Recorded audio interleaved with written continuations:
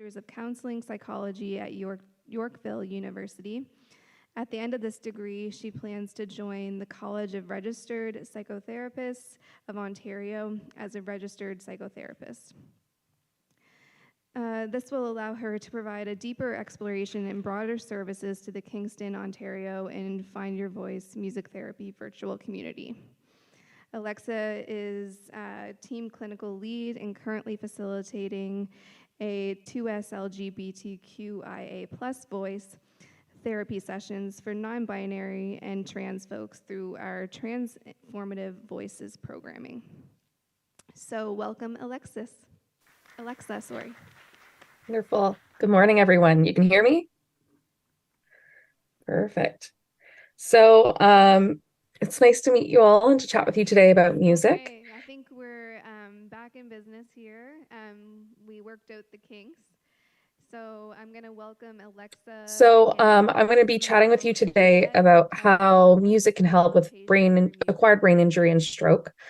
Music is the study and practice of how, music therapy is the study and practice of how music affects people. It's nice to meet you all. So individuals are not required to have music ability to engage in these types of sessions, but instead the process of being affected by and responding to music to address our client-specific goals. Music really tries to promote intentional and purposeful musical methods in a group or individual setting to help promote, maintain, and restore physical, emotional, cognitive, social, and spiritual health. So some of these goals could include, first, specifically with physical goals, improving fine and gross motor skills, improving mobility and coordination of movement. We might try to enhance or increase relaxation and release the tension in the body. It can also be a really great way to provide a means of distraction, especially for temporary relief of pain and discomfort. So we also have social goals, and this is usually to build, a community in which you feel connected, supported, as well as to increase awareness of the environment around you and others. It enhances our social and emotional skills, especially when we potentially have been isolated over time due to our injuries. Increase attention and focus through the structure in music as well. Emotional goals are to increase confidence and self-esteem, reduce our agitation, aggression, stress, anxiety, and depression, and to increase empowerment and control. A lot of times when we're injured, we lose a lot of that autonomy that we would normally have and that we expect to have. And so this helps to bring back that autonomy into a person's life through these different ways of interacting with music. For spiritual goals, we're trying to enhance faith and spirituality. We're trying to promote creative and self-expression when verbal and mental abilities may be deteriorating or might just not be up to what they were before the injury. To provide support, acknowledgement, and validation of an individual's beliefs, values, thoughts, and ideas. And for cognitive goals, we're looking to stimulate multiple brain areas and neural pathways. This can also trigger release of hormones like serotonin, oxytocin, and dopamine. We want to enhance recall and language skills, and we want to enhance visual perception and sensory processing. So when we use music therapy to help with ABI and stroke, we use a lot of different methods. So this can include composing music and songwriting, playing musical instruments to improve movement, singing to improve speech and language, using rhythm as an aid for movement, and we use listening to music, which can help improve mood and mental state. So when stroke and ABI are involved, we do try to welcome individuals into our space, and our aim is to design the music therapy program specific to their health and wellness needs.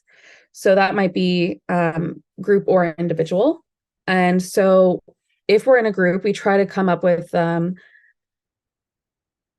group goals that are effective for each individual that's engaging, as well as specific goals to each individual. Some of the other ways that we could introduce music therapy into the process is in working with other therapeutic modalities. So maybe we would partner up with someone in physio to use music for rhythm to help build up strength and muscle to do more movements such as gait stimulation, as well as with speech therapists when we want to work on increasing speech abilities or working on language abilities.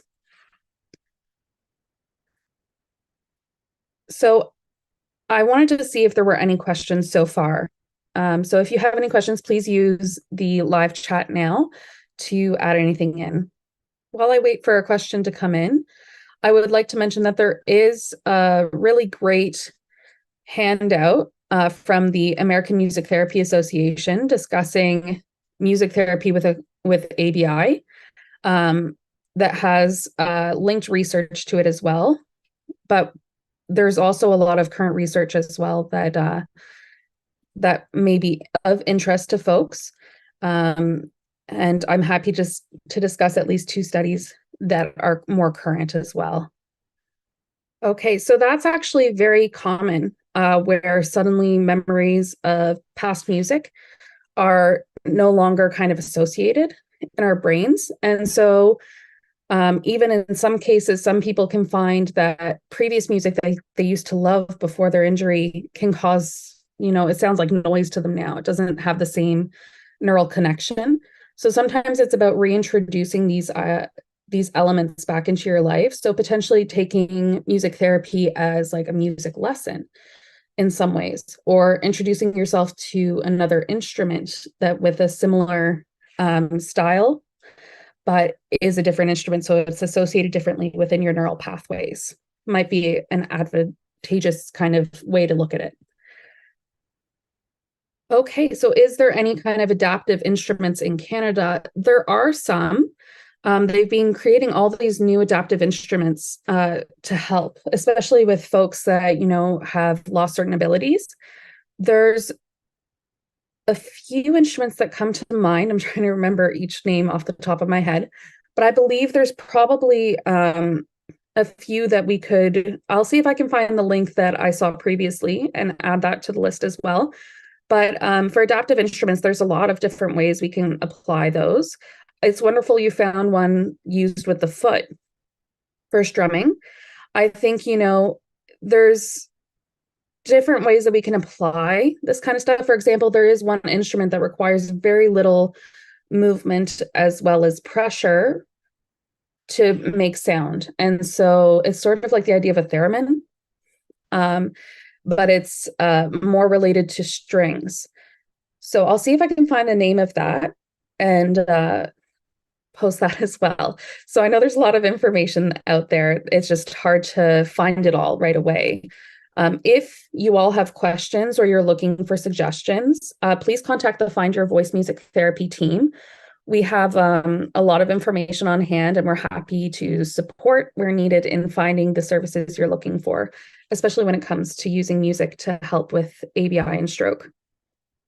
Yes, it can definitely be intimidating to start any kind of musical activity. This is why music therapy is so wonderful. We have no expectations for you to have any previous skill learned in music. It's always intimidating to start something new, especially when you're not sure about how you would be able to incorporate your physicality into it. But we do try to meet you where you're at. And we try to help you develop those skills in a way that feels productive, helps build your confidence. Yes, so music therapy being integrated into telerehab. I actually do have my work online with a lot of folks, but we do also have groups that have been done online as well, specifically with ABI and stroke. I definitely recommend in person when possible. But for telehealth, it is also a very good possibility, especially if it's really tough to be able to get to a place in person for sessions. It may just require having certain equipment and items on hand for yourself, just to make it a little bit easier to integrate. Maybe you might need a little bit of assistance from someone else in your home, just to get set up. But otherwise, yeah, no, it's very possible to use telerehab when it comes to music therapy. Yes, we have seen gait restoration using music and its effectiveness over the years. There is actually, I believe, a specific study that looked into this, and it was music therapy for acquired brain injury.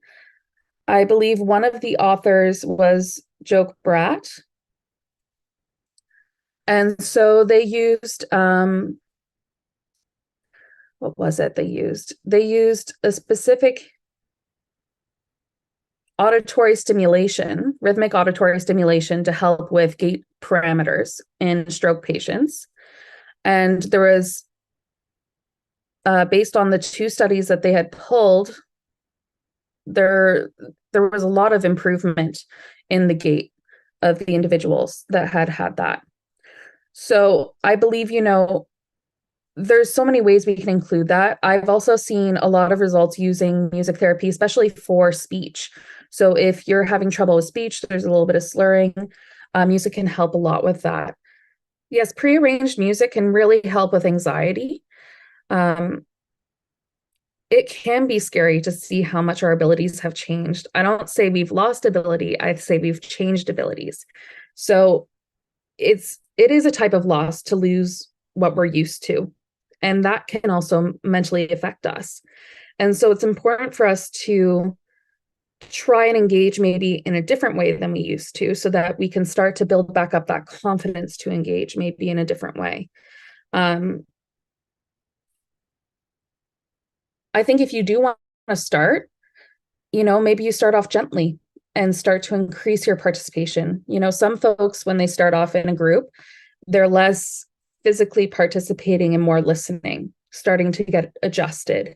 And then they build up to where they have that confidence to engage more physically within the sessions. So playing instruments, singing, vocalizing, all that stuff. So take your time integrating, and you can talk with the music therapist separately about your concerns. And they'll help you in that session to get to the point where you feel comfortable to do that. And no one's going to push you to do anything you don't want to do. This is about autonomy. It's your choice, your way of integrating, and we're just there to support you. Yes, it is scary to take that leap on our own. So if you do want to join a Buy-ins music therapy group, please reach out to us or Buy-ins, and we'll set up a time to have a chat with you about the process and kind of how that might look. And perhaps maybe individual would be preferred to start, so that you can build up that confidence to be in a group setting. Every individual is different for what they're comfortable with. Group can be very intimidating because there's a lot of folks there. Individual can be less intimidating because you're getting that individualized attention and focusing specifically on you, in a setting where you're not sharing that with others completely. So we can definitely have that conversation if you'd like to. Please contact us. Just for anyone that is able to write down my email, just as a heads up, while we wait to see if there's any other questions that remain. My email at Find Your Voice Music Therapy is Alexa, Alexa, at findyourvoicemusictherapy.com. So you can email me if you'd like to chat more about music therapy. You can also visit the findyourvoicemusictherapy.com website to get more information about our work. And please reach out to Buy-ins if you're looking to engage in some ABI and stroke groups as well, or if you know someone who may be interested. All right, I'm not seeing any more questions popping in right now. So I will just kind of go into a little bit of our last kind of how we do the programming a little bit. So music is beneficial with rehabilitation, as we've sort of discussed with our questions. It's used only by certified music therapists. In some cases, you might have an intern, but they're consistently observed by a certified music therapist. And, you know, a certified music therapist can utilize melody and rhythm for language recovery by enhancing brain function and structure. Physical rehabilitation can be addressed through music and rhythm, such as, you know, the rhythmic gait, as well as enhancing mobility, balance, and coordination of movement. In addition, due to emotional components in music therapy, an individual's feelings and moods can be enhanced through music and connectivity with our socialization within these groups. It builds our community more. This can especially be meaningful when you're engaging with others who are experiencing similar elements of that sadness, anxiety, stress, and loss or grief, to move through those emotions and increase positivity. We really do try to focus on the emotional, physical, or speech rehabilitation health and wellness goals, especially in these group programs with buy-ins. And each individual program will be personalized to meet the specific needs of those group members, like I mentioned. So if you have any other questions, like please feel free to reach out at any point with myself, our company, with buy-ins. And we really look forward to continuing our work and supporting the community.